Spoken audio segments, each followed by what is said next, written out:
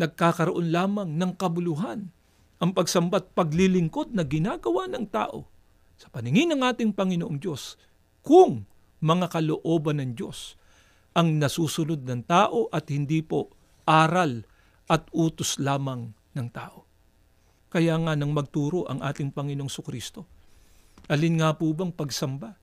Alin nga po bang paglilingkod sa ating Panginoong Diyos ang tatanggapin ng ating Panginoong Diyos?